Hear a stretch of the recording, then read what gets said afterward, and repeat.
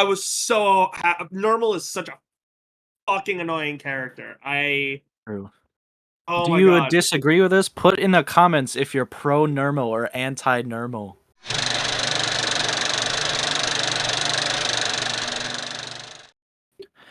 Welcome everyone to Cinema Regulars, the movie review show where we see so many movies in theaters that the employees know us by name, and they don't ask us what movies we're seeing, they ask us how many. Now, today we have a backlog of a couple movies because we went to see movies on 2 separate days, and then me, my brother, and Taylor went on vacation for 3 days, so we have a little catching up to do. So this time we're actually going to split all of our movies into 2 podcasts, so the episode right after this will be filmed right after this one. So, for the first half of this, we'll be focusing on Furiosa, a Mad Max saga, the Garfield movie, and Ezra. So, I think that these are pretty good talking points for the first episode. So let's not waste any further time and get straight into the first movie, Furiosa. Yes. So, Furiosa is snatched from the green place of many mothers. She falls into the hands of a great biker horde led by the warlord Dementus. Sweeping through the wasteland, they come across the Citadel, presided over by the Immortan Joe. As the two titans fight for dominance, Furiosa soon finds herself in a non-stop battle to make her way home. Yeah, it's kind of fitting in a weird way that she got her own movie, but also not. Because I had an issue with Mad Max Fury Road. I liked the movie. It was very good. The action was very good. But it suffers from what I call Hawkeye syndrome, which is where the character whose the show is named after, in this case Mad Max, takes a back seat in his own movie, and he's not really the main character at all. Like, Furiosa did like all the work, all the like important plot points. Like, even in Fury Road, even the I forget the actor's name and the character's name, so I'm gonna call him Renfield, the guy who played Renfield from Renfield. His like zealot character who's like a foot soldier in a Morton Joe's clan. Even he has like way better like character arcs and like plot points in the movie, and Mad Max really doesn't do anything. It kind of feels like they want to keep the universe but get rid of Mad Max himself. Yeah, that does seem to be what it is. Because like calling it a Mad Max saga, like calling it that, they could have just called it Furiosa. They literally could have just called it or like something like Furiosa: A Journey Home or something like that. Like they did not need to call it a Mad Max saga, because anyone who knows anything about Mad Max anyways is going to already be able to tell that this is a Mad Max movie. Like, it takes place in the same universe. Yeah, it's Like, got a it's just very, very specific like flavor to it. like it's actually really cool. I actually really like Mad Max. The universe, especially this one that they're setting up. Like, it kind of sucks that I'll touch on that in a minute. But like, this specific version that they did between this one and Fury Road, I really like it because it is both extremely unique while also being similar to other things like Borderlands. Like, it has a Borderlands vibe, but it's still extremely unique to itself. Yeah, I Like think like Borderlands was inspired by Mad Max. Like, that was one of the major I influences in it would not be to begin with. surprised. It makes That sense. would be It's a very specific setting, and like it works very, very well because it's literally like all rules, all society, all governments kind of out the window. So you yeah. have people who are just like deranged in their own like wants and needs and desires, and then the Yeah, actual smart people who are forming coalitions and groups and societies under themselves. yeah, Which brings us to the villain of this movie, yes. Dementis. I Um, loved I loved seeing Chris Hemsworth play a villain. I yeah, really did. He did a phenomenal role. He did a phenomenal job with it. he was definitely the star of this movie. Like, just it's very weird Yeah, that the Mad Max movies, the recent ones, suffer from this because the Mad Max Fury Road, Mad Max was pushed to the side for Furiosa to be the star of that movie, and then yeah. when Furiosa got her own movie, she was kind of pushed aside because she doesn't really do a whole lot, and she's not really relevant until like the last 30 minutes of the movie.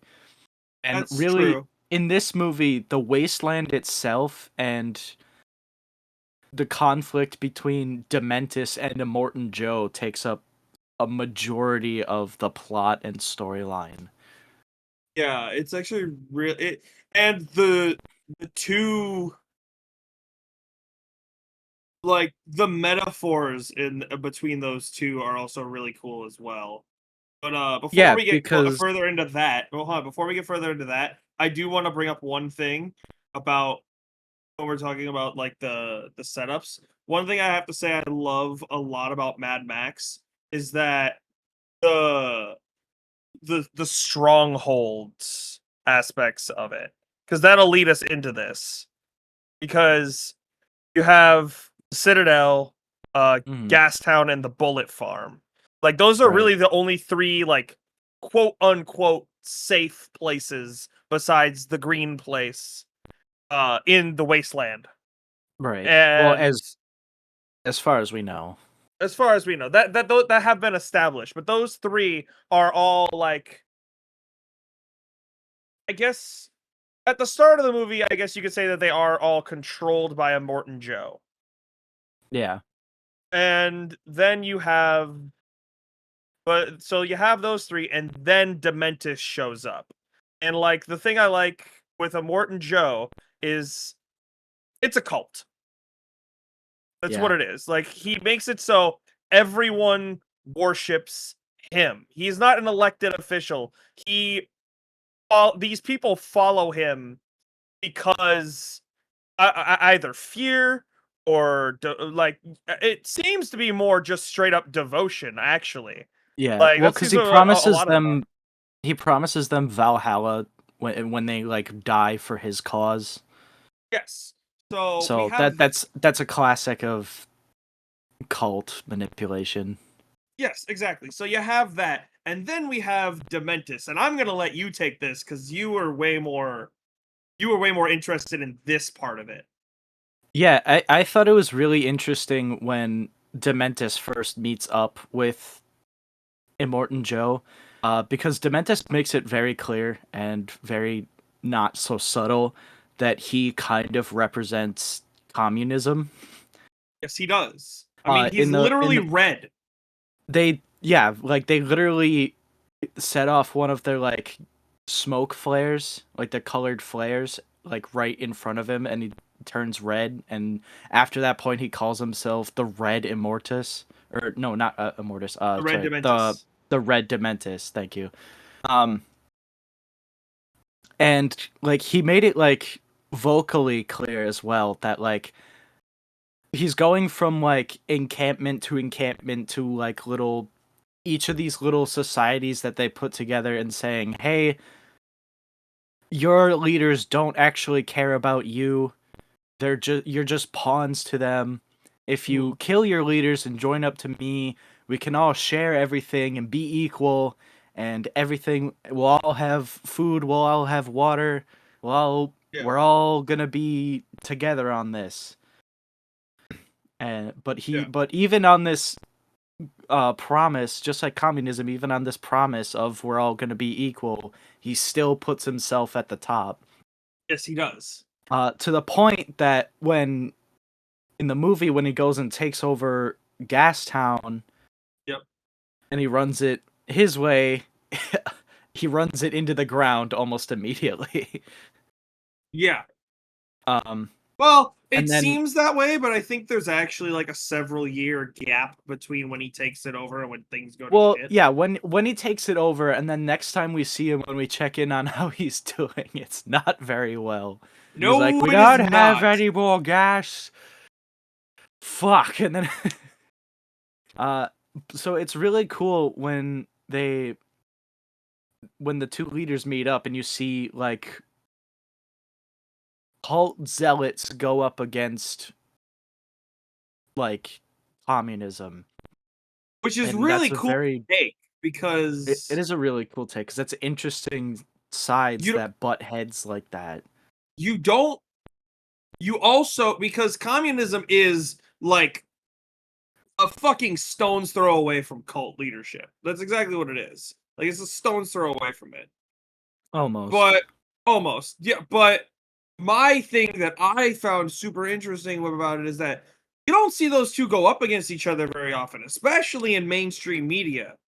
Yeah. You normally see, communism versus democracy because that's the hot button issue, that's the big thing. But Right. like you don't normally see those two go up against each other.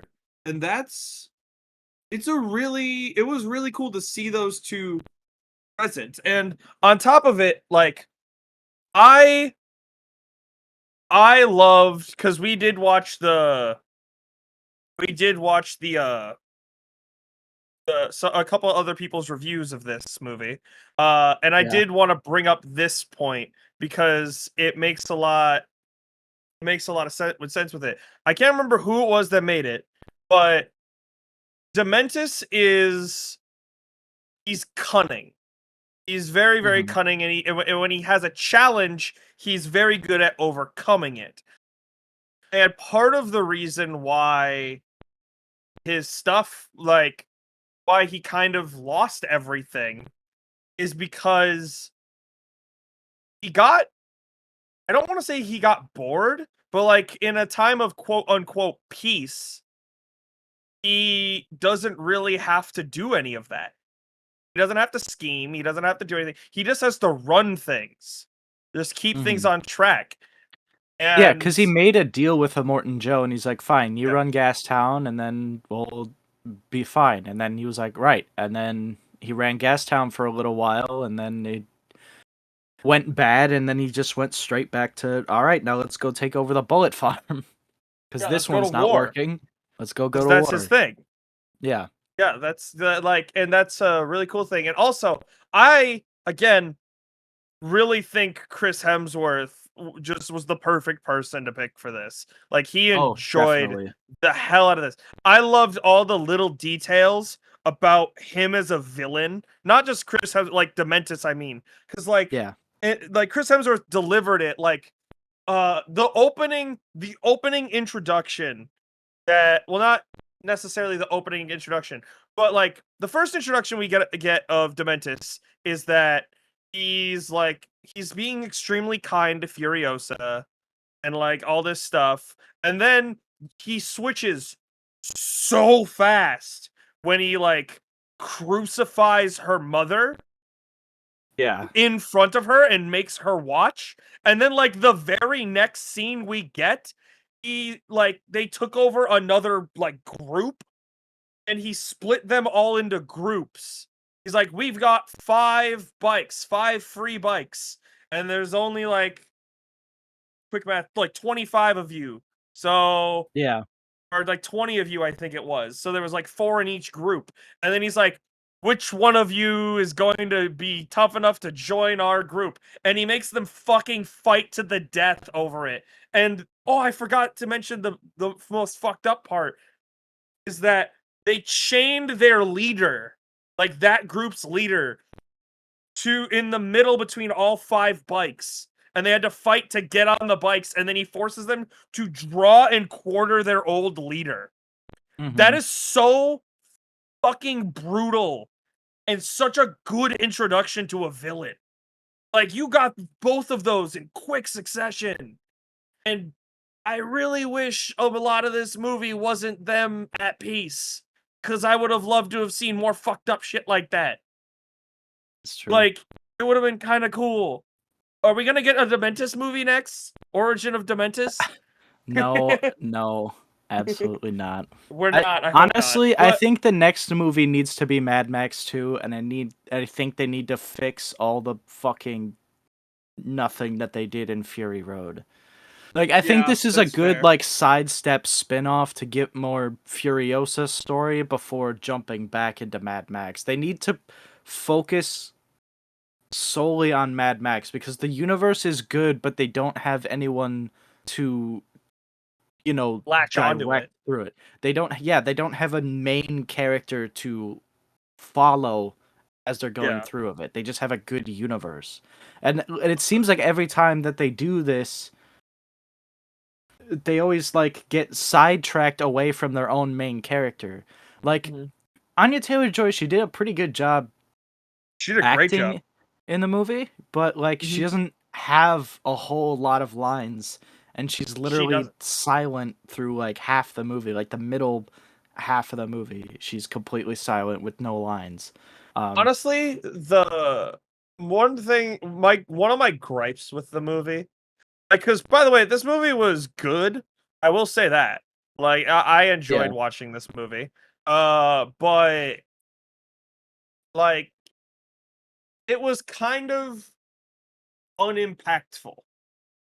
yeah. Like I say, Dementis was really, really good. Like, no one character did enough in this movie. I think Dementis and Immortan Joe were the only ones who did like real plot heavy Yeah. things. Yeah, but my one of my biggest gripes is with the way they had Anya Taylor-Joy play Furiosa. For the first bit, it worked great. I liked the, she was like, as a child, she kept her mouth shut basically, like completely. Hmm. Like she didn't. I don't think after she got captured by Dementis, I don't think she spoke until she got traded to Immortan Joe. Hmm. And then she didn't speak again after that, really until Really, she until met she that got, one dude. yeah, on the rig. Well, Yeah, like cause she had kind of like ran away and went into hiding, and then she she pretended to be a boy. unsuccessfully what is it? Unconvincingly pretended to be a guy. Apparently convincing enough for them. They must be really blind out in the wasteland because she does not look like a dude at all. Even when she's got No. like a mask on covering everything below her nose, that's a chick, dude. You like Yeah, she does not pass at all. true. But like, because we had that, and then like that all worked great. I feel like her kind of like doing all that, it makes sense. And like she started working on war rigs, so that's why like it makes sense that she would have known how to take over and fix that rig. Right. She helped build it. So that makes sense and it was great. It wasn't until Anya Taylor-Joy actually took over things started to get a little weird in some spots.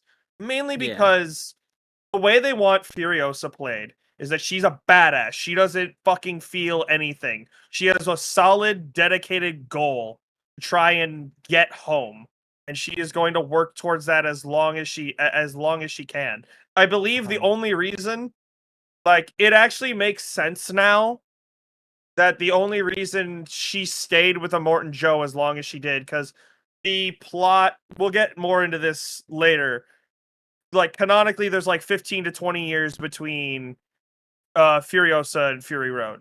Like, so it would make sense that she would stay that long to be able to, set up the thing to be able to steal the wives. But my gripe that I come in is that she's almost too unfeeling sometimes. And then you have moments where she's over feeling.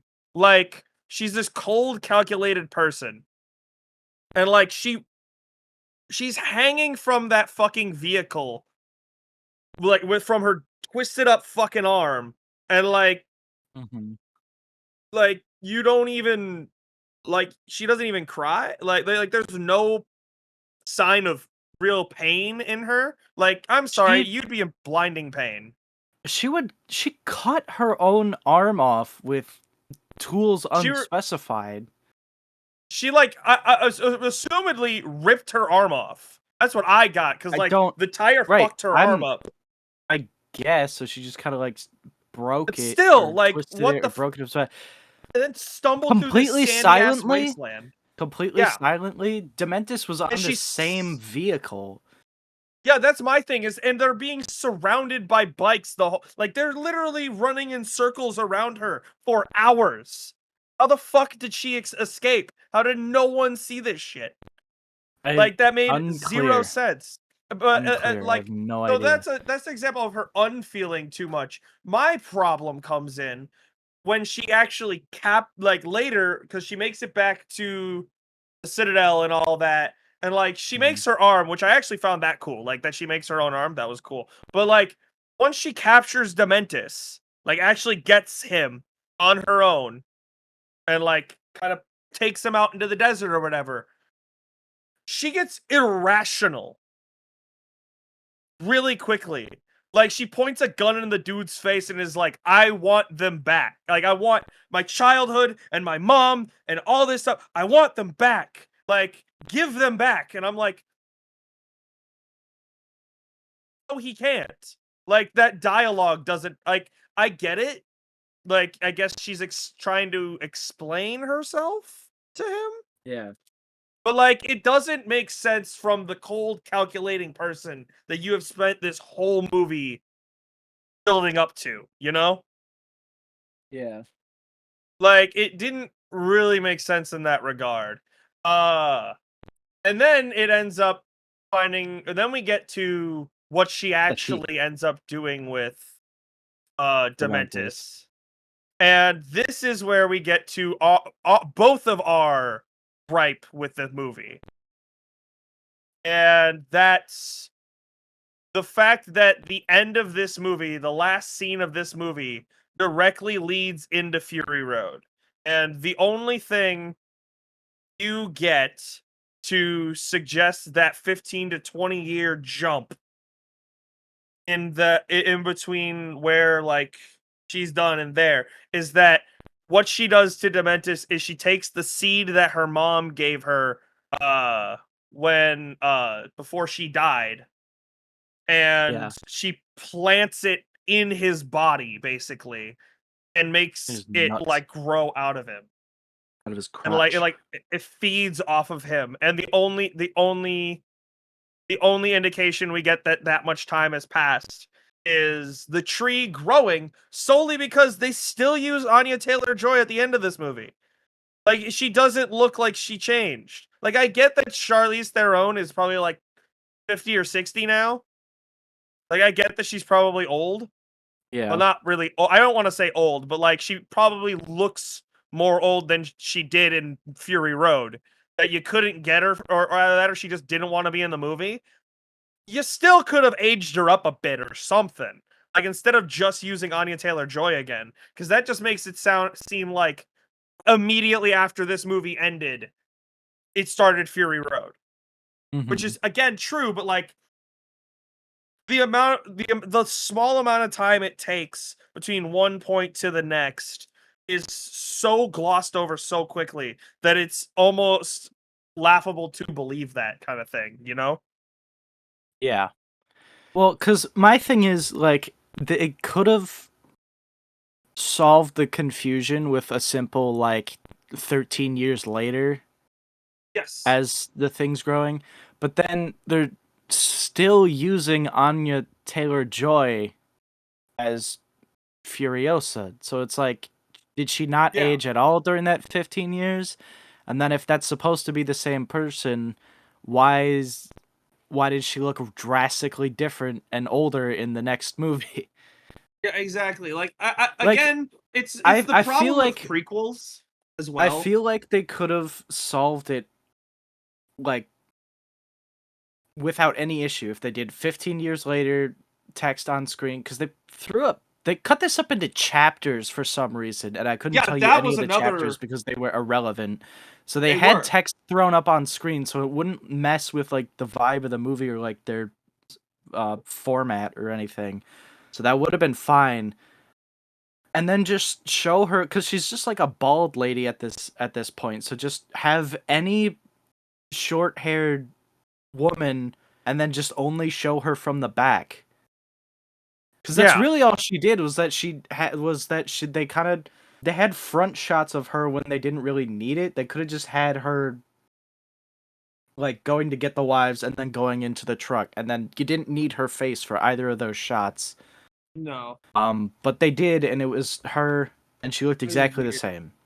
I think they got really sloppy at that end there, Yeah. but I think for the most part, the movie itself was pretty good. Not very Yeah. The memorable, but I think they put a lot of good work into it.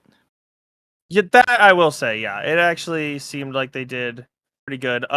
Only other points I had uh were that uh the girl that they got to play Furiosa, like the younger one, she did a good Yeah, job.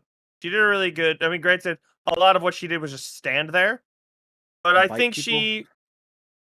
I I think think she she bit did. somebody. Yeah, I guess. But the other thing, the RIP in here is that the guy who plays the Morton Joe in this movie is not the original Morton Joe from Fury Road. No, I think his voice was very good though. Like His voice Immortan was very Joe's voice good. in this movie was very powerful. It was, but unfortunately, the guy who played him in Fury Road was he died in 2020. Uh, R.I.P. Fair So enough. So probably like probably right before they started probably making this. couldn't use him in this movie then. Yeah, that's it. Does kind of suck because it seemed like he did a really good job for that, Yeah. but I mean, with all the like makeup for the character, it's not like oh he looks drastically different in this movie or like I mean, the new guy did a pretty good job. Like I didn't even notice.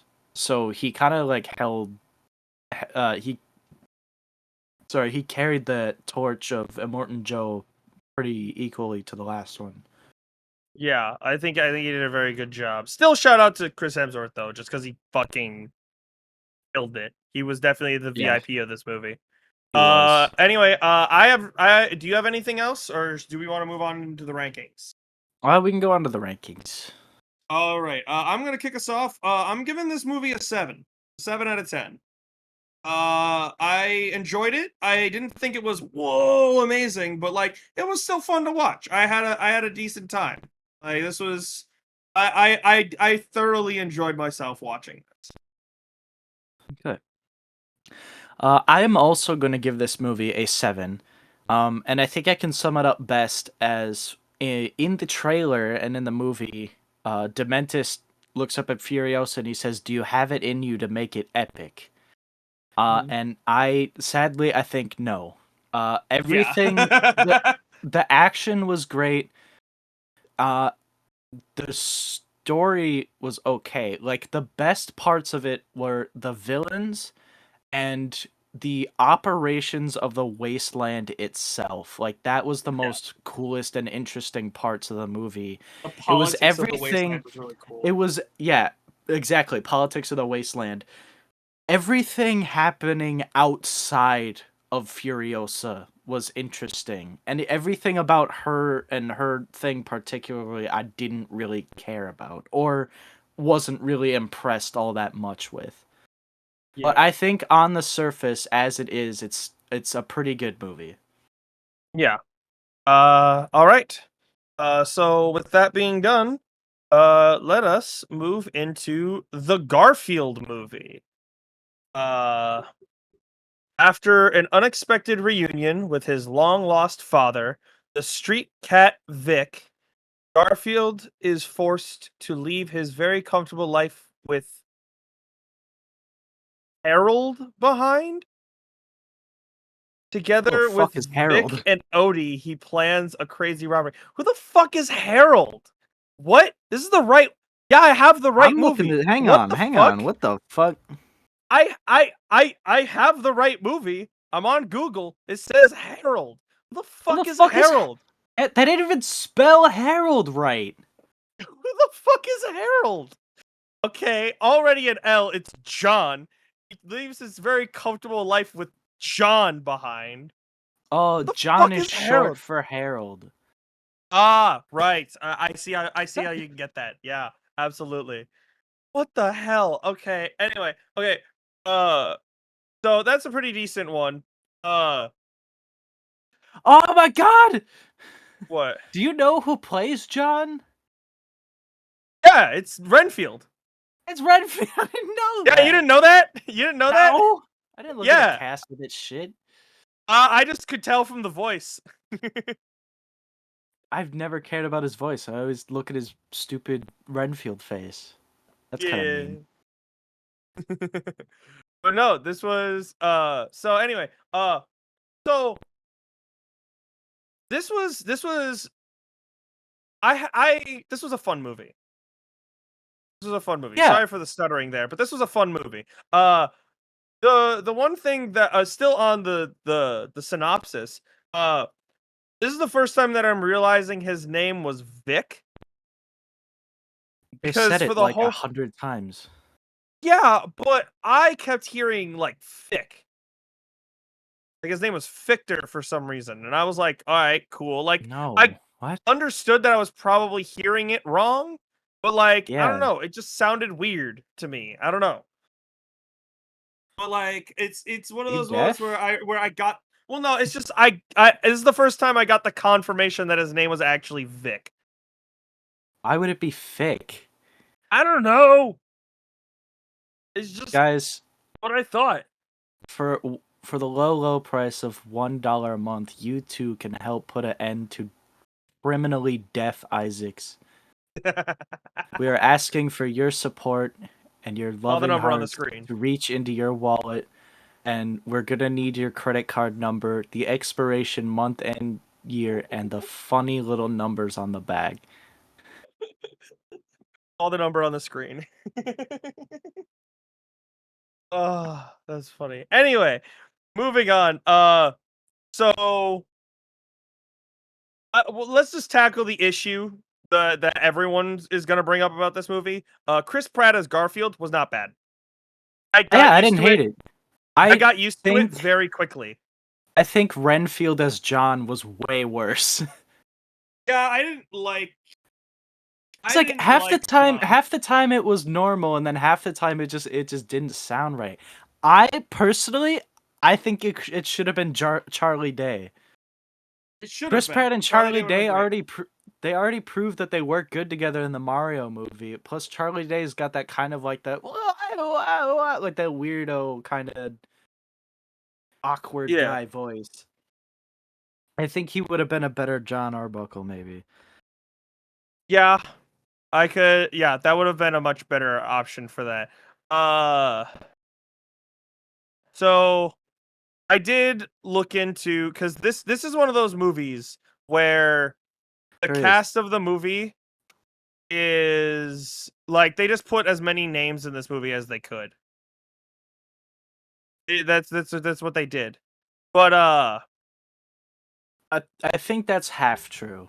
Because okay, if you're fair. comparing it to stuff like If, where they really are just putting as Yeah. many people in the movie as they can, there were there's a point where it's like there's a lot of voice actors that are just really good and really popular. Mhm. Um, off the top of my head, I don't remember the name of the guy who Samuel L. played Jackson. the bull, which was not Oh, the Samuel L. bull. Jackson. Thank you. Oh, that Yeah. was Brett Goldstein. Okay. Like I've heard his voice a lot. And he's in Ted And Lasso.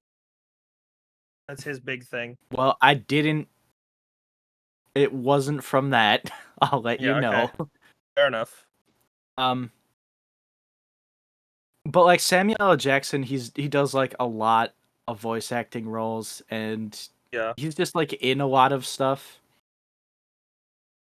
But does. like, but I get like even in the trailer they were boasting that Snoop Dogg is in this as a cat, which that's kind of funny. And the fact that they made Yeah. him a blue cat is even Yeah. funnier. Speaking of the cats, actually, I didn't even know this till I looked it up.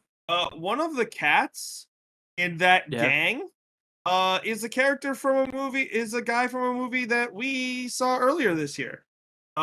He's dead Ooh. now. Oh. Uh, Angus Cloud, the Oh. dude from Abigail. Really? He was apparently Snickers, whoever the fuck that is. Snickers. Well, I'm glad that Abigail was not his last movie. Yeah, at least he had this. But anyway, like it was also cool to see some people that like I haven't seen in a whole lot of stuff. Granted, he was just in I believe he was in the last Mission Impossible, but Ving Rhames was in this. He was Rames. he was Otto. Ving Rhames, you would know him Oh yeah, yeah, as yeah. the dude from Mission Impossible. I can't think of his name in Mission Impossible now. The But black one. yeah, I didn't want to say that, but sure. But no, this, you know what is a good comparison for this movie What's up? with voice acting and like things is that like you forget that Chris Pratt is Garfield. You just accept that this is the voice of Garfield very quickly. Kind of like how in Spiral that you just forget that that's Chris Yep. Rock extremely I knew easily. you were gonna say that. But Yeah, that's exactly we're what one it of the is. rare we're one of the rare few who didn't hate Spiral. I Yeah, actually no, I thought it thought was that was pretty great. good. You know And what? You know what's speaking of Spiral. you get that kind of suspension of disbelief. Like at the beginning Yeah. of the movie, you're like, "Ah, that's super Chris Pratt," but then like you get into the movie, and then it just kind of gets pushed to the back of your mind. Yeah, it's that. Uh I'm just now realizing though that Spiral had the same people hated Spiral for a lot of the same reason that they going back a bit, they hated the Furiosa for this or hating on Furiosa for one of the same reasons that they hated on Spiral and that it's not a Mad Max movie. Yeah, Like it's people just in like the they same did universe. It's not. It's yeah. because it's off the storyline. It's not following the same character anymore. Yeah. But anyway, back to Garfield. First off, well, I guess we're far into it, but one of the major pros this movie has, it is super respectful of the source material. Yeah, It and is not like the other super, Garfield movies or the Garfield show, but like the Garfield comics. but no, like Pookie being in it, and Yes, like that's Pookie, one of the biggest ones. The spiders, the spiders, and not even just the fact that they're in there, but like the art style matched how they were the in the comic. comics as well. And it's not even just like oh references like oh the spider, oh Pookie, but like the way that like similar into the comics, if you read the Garfield comics, you would know the way that like when their head is back and their mouth is open, like when they scream or Yes, yawn or eat or something like that, they match that in the movie, and that was always my like that just tickled something in the back of my tism brain as a kid. Like I liked how they portrayed their mouths like that. it's really Um, cool because I like the like with the art style thing, like, because when they're moving about and they're talking and stuff like that, like, it's somehow both the same as the comics, but also has its own thing. Like, when it's yeah, outside of things you recognize, like, a good example, there's obviously one of the moments, like, when he gets back home with John, he, like, grabs Pookie and he dives into bed, and, like, he yes, covers himself up. Like, yes, that, like just like they do in the comics. Yes, I love. That was the other like, thing I was gonna bring up. In addition to that, yeah. is like the way that he gets into the bed and he's all snuggled in the bed. Like It's when it's really good. recognizable stuff, like when it's stuff that they've already done in the comics, they are super respectful for doing while having their thing, while also at the same time it being its own style. Like, because Odie is slightly different in certain scenes, and so is Garfield. Like in some scenes, they just look. It's not. I don't want to say off because it still looks natural, but Hmm. it's got its own thing. Like it was really cool to have that dynamic in my head the whole movie because like there are parts where I'm like, oh, this is super familiar. Like I could probably find this panel somewhere in the Garfield comics, and then others where I'm just like, oh, I like this fresh take. Like this is cool. Yeah. And then there's the best one that I'm gonna let you take the best reference to the original source material. The one that I loved, because you lost your shit at this. The security guard, like as she's like watching the monitor, she's like sees something on it and she cries out, Jiminy Davis, and I'm like, oh my god. It Because was also violently Midwestern too. yeah, she was very much, which Made it you know, so much more natural. Like I missed it. and I missed it at relatable. first. You missed it at first. I had to explain it to you. I didn't catch it at first. I was like, "Oh yeah, that's a normal expression." And it's like, No, it's not. "Wait a It's minute." And then you were like, "No, dude, that's the dude who wrote it." And I realized, Jim "Oh, Jiminy Davis. Davis." Oh, that's so cool. That's such a good that that was such a good way to have that reference and also make it seem natural. Yeah. Um. Uh, continue. Overall, I think. I mean, obviously, this is a kids' movie. We are two grown men going to see a kids' movie. Okay, this was Mhm, not made for our demographic. This was made for like children. Um, mhm.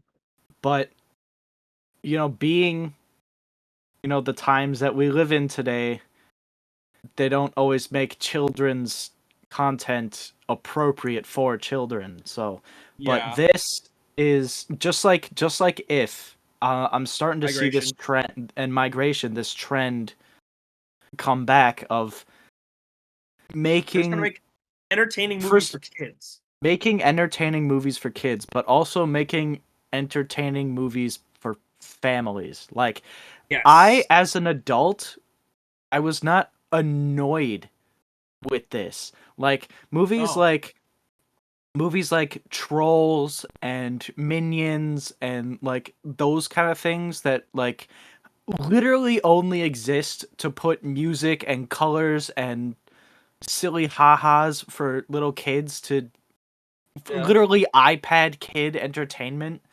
yeah, It is such a crime to make kids movies that are unbearable for the adults who have to sit in the theater there, because if you're not yeah. going in a Tuesday, you spent like 12 to 13, up to 16 if it's a like a super screen, on a ticket for yourself to have a horrible time and be constantly annoyed throughout the entire runtime.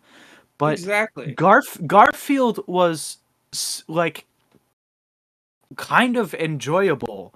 Like it's not It something was. like if we didn't do this show and we didn't just love the movie theater experience and just want to see as many movies as possible, like I wouldn't put this on for myself at home Yeah, like ever. But yeah. like it's nice. Like if my kid wanted to go see the Garfield movie and I had to sit through this, I wouldn't have a problem with that. It was nice. There was some stuff that I found funny that kids wouldn't get. Like the Jiminy Davis, they wouldn't catch on to Yeah. that. Like it was nice. Like and the jokes, like it wasn't just like fart jokes and stuff like that. Or It was kid actually level good humor. jokes. It was actually good jokes. Like the one that I fucking loved every single time they did it like four times throughout the movie is when the big giant brute dog with all the folds and stuff. I don't know what breed of dog that is, but I That's had a like a bunch of like Sharpei, I believe. okay, but like when it would grab one of them by the head, or usually Garfield, I think it was only Garfield. When you grab Garfield by the head, his folds would just like blorp over his head. Like I loved that. That was fucking hilarious. I It really was loved it. funny. It was really good, and I like the characters that they had were really good. Or like the net's too tight. I like Yeah. that. That was funny. That was really funny. But like it was just a good movie. Like there were a lot of good plots in the movie, like the father son reuniting, overcoming their differences plot between Garfield and Vic. That was cool. Yeah. It was also really cool to think of like Garfield having parents, because in all the comics that I've read, I don't remember anything about that at all. Ooh, you didn't read the comics. I don't You remember didn't any. read the Was there comics. They one that I showed missed? Garfield's mom. They showed Okay, Garfield's but mom for like okay. Well, Mother's Day. They had a whole week was every there was like 7 whole comics about his mom.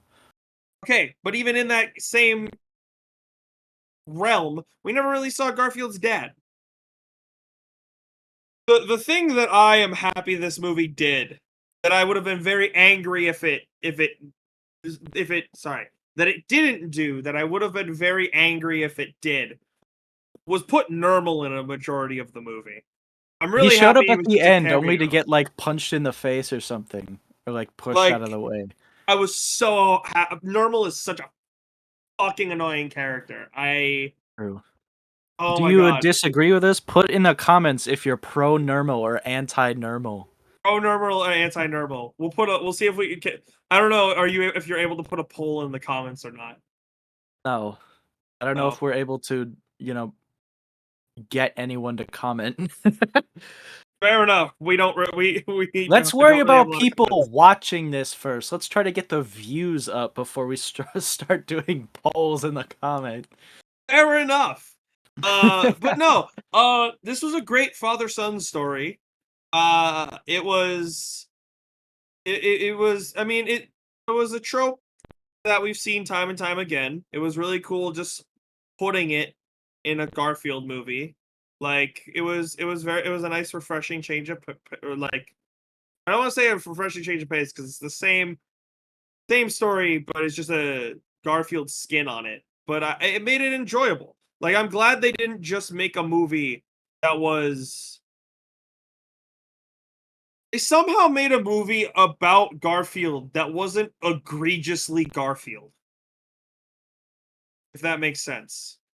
Yeah, like they didn't follow like the storyline of how John got Garfield or like it wasn't like contained within the house. Or it Yeah, wasn't like like, it. oh, now he's getting a dog, Odie, and how is it like the first Garfield movie was kind of I think. restricted to just Garfield stuff. This they kind of Yeah. went out of bounds and went like, oh, here's this new adventure separated from the normal like Separated from Garfield John, type who loses stuff. his fucking mind without Garfield, apparently. It's true. Why don't you kick us off? Because I kicked off Furiosa. All right. I'm going to give this movie a pretty high 6 out of 10. A very nice family movie. I didn't like there was no eye roll scenes or like annoying bits at all. I thought it was again super respectful to the comics, and I think they did a pretty good job. Yeah. A lot of people are just blowing the Chris Pratt thing out of the water. It wasn't that bad. Yeah, I mean, he proved himself with Mario, Yeah. but yeah, this was not that bad. I I am giving this movie a low 7. Nice. Like it broke that barrier for me. I genuinely enjoyed this movie. I really did. It was a lot of fun. The jokes landed. It wasn't a terrible kids movie. It was just a lot of fun to watch. And I can't really say anything besides that, really. It was just an Nice. enjoyable experience. It didn't impact me anything majorly, but it was good. Nice. All right. I think in that case, we will roll into the last one for this episode, Ezra. Absolutely. Care to give us So, a uh yep. synopsis of Ezra. A divorced stand-up comedian by the name of Max Bernal struggles to raise his autistic son Ezra. Forced to confront difficult decisions about the boy's future, Max and Ezra embark on a cross-country road trip that has a transcendent impact on both of their lives. So, I I mean, love absolute what? they did kind of forget to mention an important aspect of this movie. Is They that this did in road here. trip? Did they? Well, no, they didn't do it. No, it just says they All right, embark on so a cross country. yeah, Well, it this does say forced to cross country. confront difficult decisions. I think he was more referring to the thing like, oh, they're putting him in a new school and putting him on drugs Yeah, that he doesn't want. But yeah. what they didn't mention in that synopsis is the said cross-country road trip happens because he kidnapped his own son away from his ex-wife because he didn't like the choices they were making without his consent. Yeah. And in his mind, And he was doing what was best for his kid. And that's the whole thing, is honestly, that he's run away with his son, and his yeah, father and ex-wife are yeah. coming after him to try to get him to change his mind. So, so I love this. I don't want to say, I guess trope would be the right word. I love the Okay. trope of two characters go on a road trip and they learn more about each other mutually. I Yeah. like, you know what? Good example of this. The Goofy movie. It's what it is. It's effectively what it is, just reversed. It's just the kid that's autistic and not the dad. Like it's it's two characters that get to learn more about each other and I guess respect each other as the story goes on. Yeah. Because I will say this right out the gate as well. This movie is extremely respectful to autism. Yes. Like it is a very accurate and very good representation of autism. It Kind of does not helps take the that the piss at that the all. autistic kid is Is autistic actually in real life, and which he did is a he even did an better. amazing job Which is even better. They on don't display. normally do that. Yeah. I'm so happy to see like representation of that in media. That's so cool. Yeah, because a lot of like movies and shows, when they try to have an autistic character, they don't always get it right. But I think this is Good a doctor. very, very good representation of that concept. I will say, let me retract that because I did say the good doctor. Like they didn't get an actual autistic person, but like I think he did a good job, at least what I saw of it. But still, anyway, Well, continuing on. he had super Asperger's on The Good Doctor. This one is more along the lines of what a it I would say almost like a medium level. Not high functioning. He's in that middle. He's in that middle area. Yeah, because I mean, they kind of play it a little Fast and loose. contradictory to itself, because there's some parts where he's like smart and he's like talking about like all these facts that he knows about things, and like he's very like high functioning in like learning.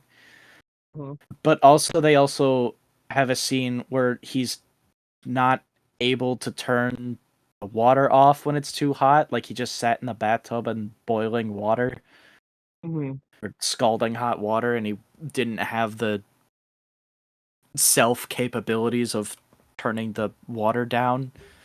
Yeah, fair. He specifically says like because they got like cards for him at his mom's house, and he specifically Yeah, said to it's on the cards, and he's like, well, we don't have the cards. Like it's really cool because of the dynamics between the dad and the mom. Like, because the mom is very much the modern way people deal with the autism. very hand holding autism Yes. where she's got like the little visual cards like, oh, pee pee goes in the toilet, and then the kid's just like whatever, and then he pisses on the card. Yeah, And then the dad like is that. very like, it's Mhm. like, come on, it's a metal spoon, it's not gonna hurt you, just put it in your Just mouth. fucking do it. Yeah.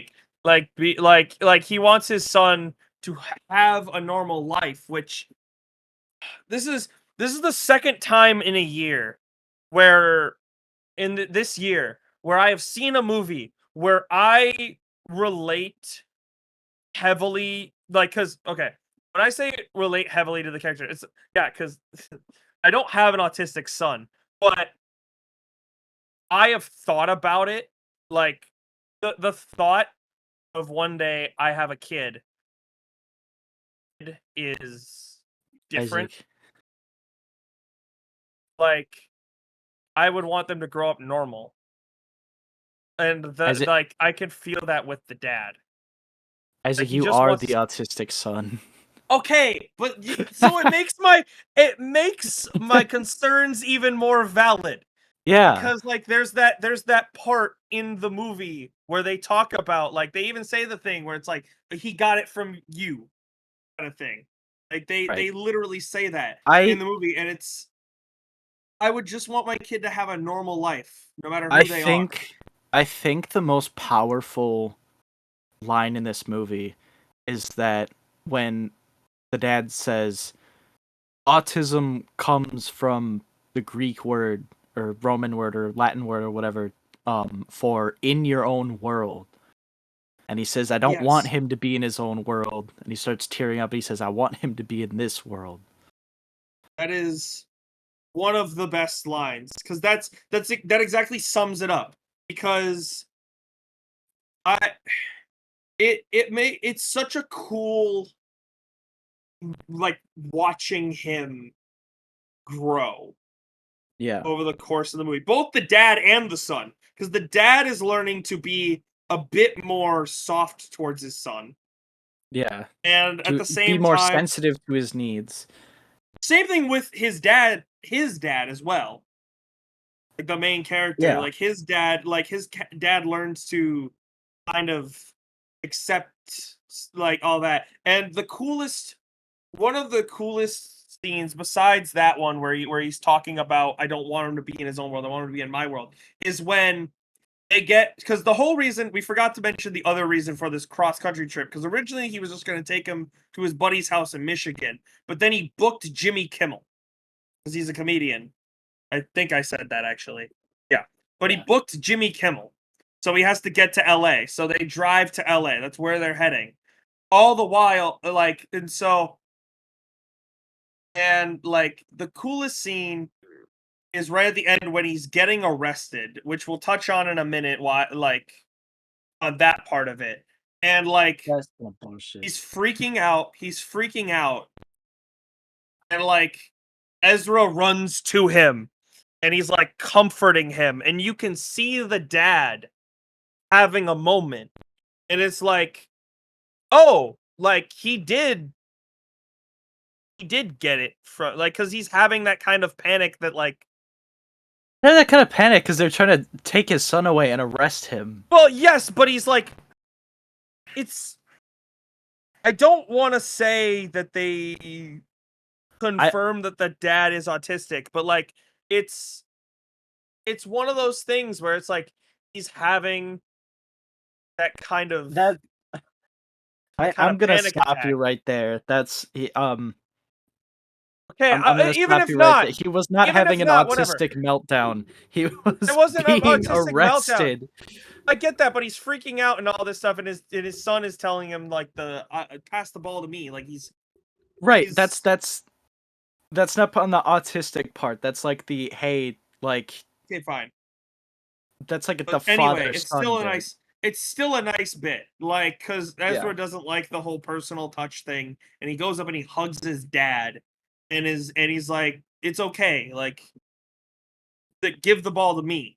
Now Yeah. let's touch on why he's getting arrested. I mean, you can probably guess because he kidnapped his son, right? But Yeah. we get on the interesting part of this movie is the fact of what led up to him kidnapping his son in the first place is he was having zero say in how his son would what medications he was taking, where he would go to school, all this things like that. And it's not even his wife is making these decisions without him. I mean, it's partially that, but it's It's also more it's more like the wife is more trusting on what of the system. the government, yeah, the system, whatever government, school system, what everyone else is telling her she has to do to take care of her autistic son, rather than trusting the parents who know the Rather than son touching her better. own instinct. Yeah, because But then once they got the government involved, they kind of took over. right, they put the son in a school that he didn't like, and frankly, it was a shitty school because it was a school just for autistic people, and Yeah. like they have like one of those like old school like arm and bell school bells that like ring super Yeah. fucking loud, and there's Yeah. even a kid like covering his ears when the bell rings, and I'm like, are are do you know how to, how to deal with these kind of kids? Because like that's Yeah. the number one thing you should take down. Yeah, like it was all that, but like they said is like not only that, there's like the whole the big thing that prompts them saying he has to, take this medication and he goes in is because he ends up in the street and he did get hit by a car. But He he like almost got hit by a car. yeah, but like they were like your son purposefully went into the street. So we need to, Make sure we he's need not to trying to kill himself. But yeah, like like but they he didn't literally told understand. the They didn't mom. let him. Yeah, he told the mom, is like, I had to get away from a dog. I had to get away from his teeth. It was trying to bite me. And then they didn't ask. I mean, they asked, but like they didn't try to get to the answer of what happened. And the doctors, they didn't ask either. Like he Well, was what was trying even to. better is that the the dad was right. Like he called the Yeah, doctor out. the the dad, I'm gonna be like flat out. I think he was kind of in the right. He was in the right, He 100% in was the in the right right in this movie. kidnapping his son from his ex-wife, because his ex-wife was not. The first time I watched this, I forgot to mention this. I saw this as it was a one of the mystery movies a couple weeks Yes. ago, and then I thought it was really good, so I had Isaac add this to our list here. Mhm. Um, when I first watched this, I didn't pick up on it, but I picked up on it the second time around. Is that it's really showing the problem when the system tries to take control over how to deal with your child. Um, Yes. and I think that's very, very true, especially even like in nowadays in real life, like not even limited to autistic kids. Like there's a lot of control. The school system, the government want to be in charge of what to teach your kid, what to not tell parents about, and like it's, I think this shines a pretty good light on that the medical system wants to decide what drugs your kids have to take. And I had a very, very minute level of Asperger's, which ran pretty rampantly when I was a kid. Yeah. And they put me on some kind of drugs, and all that did was just make me horribly, horribly angry and negative and pissed off, like, all the Yeah. time. So, like, the drugs that they are prescribing don't really do what they want them to do anyways, and it just messes with them Yeah. and does more harm than good. Even on that note, like for any people, like they just want to push. Like the dad calls out the guy for pushing drugs He because like does.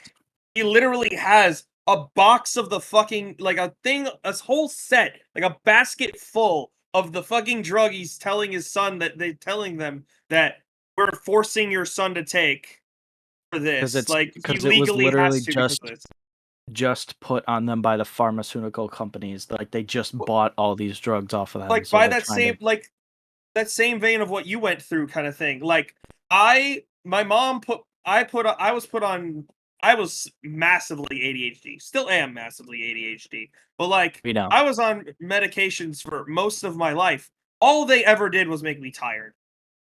That's Mm-hmm. all they ever did. They just made me so like yeah, I guess they helped me focus solely because like I didn't have anything else going through my head. I was just fucking tired. Mm-hmm. It just slowed me down. Like, and I'm happy that I stopped taking my medication when I was in like 16. Like, cause it made me I actually opened up in high school after I stopped taking my medication. Like I got to know Exactly. people.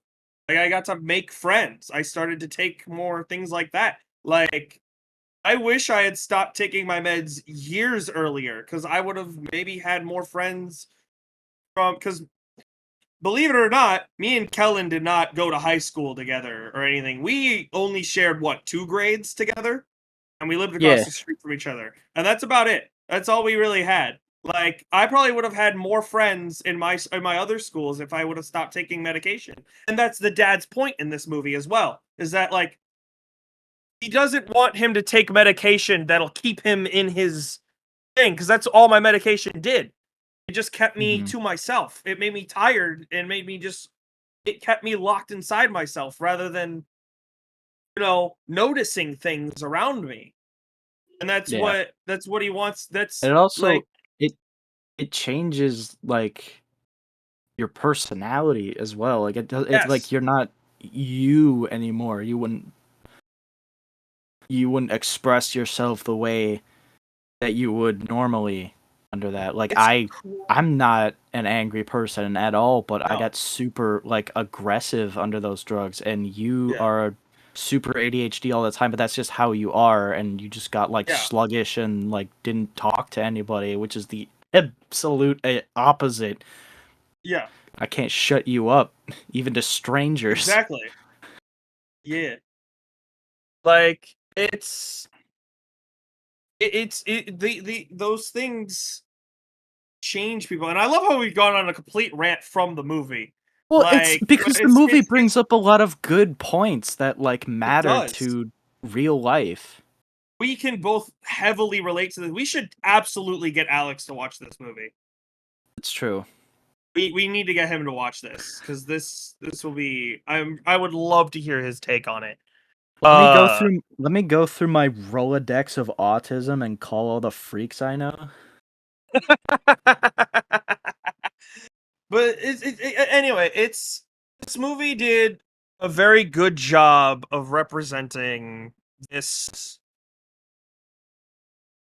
Is it Yeah. right to call it an illness? It's not an illness. It's It's a just a mental different illness. way. I guess it is yeah, I guess. It's a mental. Oh Don't god, go. I'm going fucking Uh-oh. liberal over here. Isaac's No, going PC. it's a mental disability is what it is. It is, yeah. And, Like like, everyone likes to tiptoe around that. It's like, oh, that's a negative word. I'm like, well, it's a kind of negative thing. yeah. The guy can't. Although, The to be kid honest, can't. once we The kid stopped can't calling hug his things out, dad. The dad can't hug his yeah, kid. That's not like a positive yeah, in his life. like it's not no. Uh, I mean, it does have like some beneficial stuff. Like, I don't think I would have a lot of the ideas and original like thoughts and like all the projects that I put my effort into. I don't think I would have attached myself to things as much if it wasn't for how my brain works. Like, I don't think Ezra would be as interested in things as he is. I don't think he would put his like energy into stuff as much as he would if he didn't have it. But like, yeah. there's gotta like there are bads that sometimes outweigh the goods. So I mean, Oh there's yeah, nothing wrong with calling it an illness or a disability. the other uh the other super relatable thing about this kid, like this kid is so relatable to the both of us on so many levels. Cuz like Yeah. cuz like there's the autism obviously, but then there's he loves movies, Yep. he loves comedy. Hmm. He's really fun, like he keeps spouting random facts. That's me to a T. Like I just nonstop Dude, spout facts. quoting random shit unprompted, like Yeah. my Merrick and I do that all the time. Exactly. Like Just it's like whatever song or movie quote or Oni plays reference happens to be playing in our head at the moment, we'll just like spit it out for no reason, just be like, yeah. And I think that's a really good um they represented that very well. Like he's just randomly spouting out Dark Knight quotes and I'm just like, "Oh my god, that's the real autism right there." yeah. Uh I don't really have a whole lot else to say about this movie. I have one really funny thing about Okay, this movie go that ahead. I can't not mention. Whoopi Goldberg is in this movie. Yeah, what the fuck? And she used to be an actress, and Yes. now all she does uh is give her L opinions on her talk show. Yeah. Um, but is she does not stand up in this movie at any He point. doesn't. She's in like five Sitting. scenes and she's seated in every scene. Like the first time she's on screen, she's like, don't make me get up and go over there." And I'm like, she's not gonna. Yeah. Cuz like, Oh, I mean, people have continue, been sorry. mocking her for her weight gain in Yeah. recent times, but it's Yes. it's kind of super funny how she doesn't walk or even stand at all in this movie. Yeah. That is really funny. Uh I forgot one other thing cuz we got so sidetracked by the Yeah. medical aspect of government getting involved. We totally forgot about the second aspect of it. Is that they called so she called the police. She Oh yeah. called the cops. And the cops, like the police officer himself, was like, we'll put out a missing persons report. We'll do this, that, and the other thing. And then the lady who I'm assuming is child services, because she was fucking annoying, uh, was like, I don't like the way this feels. You waited 4 days to call the cops? Like, no, Yeah, we it need an wasn't like he Amber was a Alert. crazy guy. Like they like We need an Amber Alert now.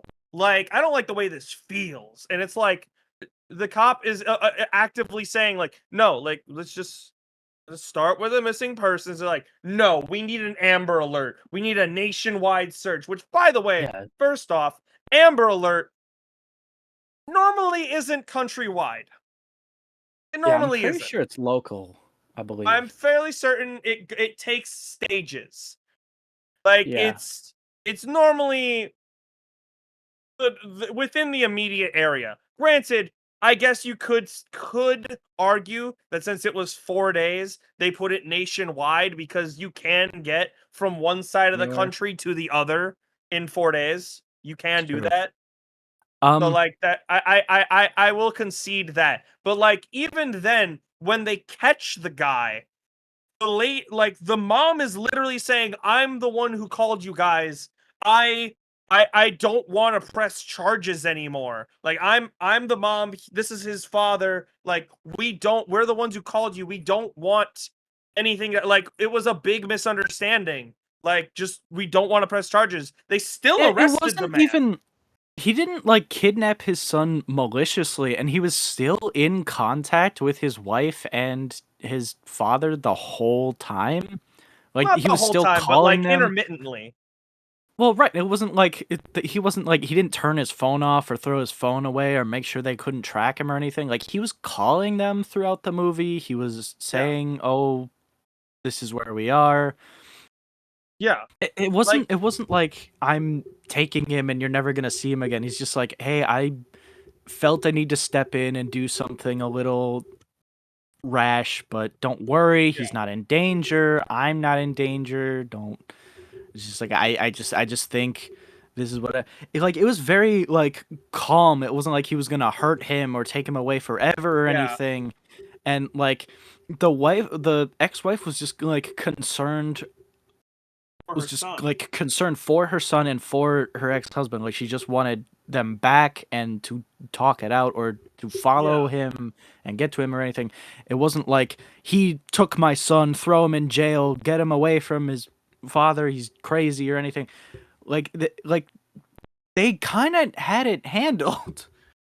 Yeah, and then they just were like, "Nope, he's got to go to jail." And like we got to put him on house arrest and all this situation. By the way, shitty ass house arrest. Dude was not in his house at all after he caught that fucking thing. Like we never Well, once saw you him in can his house afterwards. you can get like a I guess agreement where you can go from house to work or from your house they to usually put you on like off a at school. radius or something. Yeah. Or they'll give you like a 30-minute period where you can go to one place and then you have to be back. Yeah, but But like like it's yeah, like they still didn't listen to them at all. Like even the ex-wife, she was like this is my son, this is his father. I'm here. I don't want to press charges anymore. I yeah. just wanted to like find him. Now he's find But I him. We guess worked it out. We're good. I'm not now like I wonder if part of the reason for it is because now they've made a spectacle of it. They've put it like had news coverage and an Amber Alert and all this other crap sent out. I wonder if it's an aspect of it where, like, I wonder if this would happen in real life as well, where it's that, like, if something like this were to happen, they have to arrest him because of public outcry. Because now I mean, it didn't really now they have, feel like there was public outcry. They weren't well, like yes, talking about it but at all. Nobody knew it. They just saw that. I think the only real thing they could get him on anymore is evading police, yeah, just because he was evading on the capture. run. Yeah, like he Yeah, didn't turn himself in right away or anything like that. But still, like it's yeah, it was one of those things. But anyway, we want to finish this up and get to our rankings because we still have a whole other 4 movies to get through as well. that's true. So that will wrap us up for that. So let's move on to the rankings. Uh, you know what? I'm going full, jackpot on this one this week. On this one, triple sevens. I'm giving this movie also a 7. I greatly enjoyed this movie. I thought it was very well done, and a high 7, mind you. By the way, this is a higher Yeah. 7. But like I very much enjoyed this movie. I thought it was very well done. Yeah. I'm going to give this movie an 8, and I think because it was probably a 7 the first time I watched it, but seeing it again, I noticed a couple more things that kind of opened up a different thought process on the movie and like some of the messages in it, and I think that little extra pushed it over just a little bit. I think this is very good. My mom works with like the really sensitive, like special needs kids, so I'm sure this is Mhm. something she'll get a huge kick out of. Like she'll really relate to this, especially having raised autistic kids both in her house and in the school system. Yeah. Um, but yeah, I thought this was very well done. All the acting was very good. I'm interested to see whether or not the kid Ezra gets more acting opportunities, because I Well, it think he could seems actually like do the way. something good. So it's actually really cool because I looked up the process, like what they did, and they basically Yeah. just sent out like a big thing where it was just they were looking for, and this is the word it was used. They were looking for neurodivergent people. Oh, of course they use that word. Yes, but like they were looking for people like that to have a role. Granted, Yeah. they like to slap that word on a lot of different people these days. But Yeah. like it's cool that they got a kid who actually has autism to play this, and he did a very good Hmm. job. And I would like to see, like, if they're gonna do more stuff with kids being autistic, I really hope he gets more work because he did a phenomenal job. It's true. But that will wrap up this one today, I believe. Yeah. I don't So really do we really want to talk about what the next four are going to be, or are we going to be uploading yeah, these right away? yeah, yeah. All right. Okay, so this will put an end to part one of our movie set here. So next time, and by next time I mean literally these will be going up at the same time. So the next video, we will be taking a look at In a Violent Nature, Deer Camp 86, and then two retro showings of Spider-Man No Way Home and Scott Pilgrim versus the World. I feel like Spider-Man shouldn't fall into retro category. I'll concede Well, Scott Pilgrim, retro but like I retro feel like showing yeah, as in like reshowing. it's already come and gone from theaters, and then they brought it Yeah, back for another yeah. run. So be sure to subscribe because it keeps us going back to the theaters and keeps making these videos. Be sure to check out our letterboxd at Cinema Kellan and Regular Isaac. And until next time, guys, that's a wrap. Roll credits.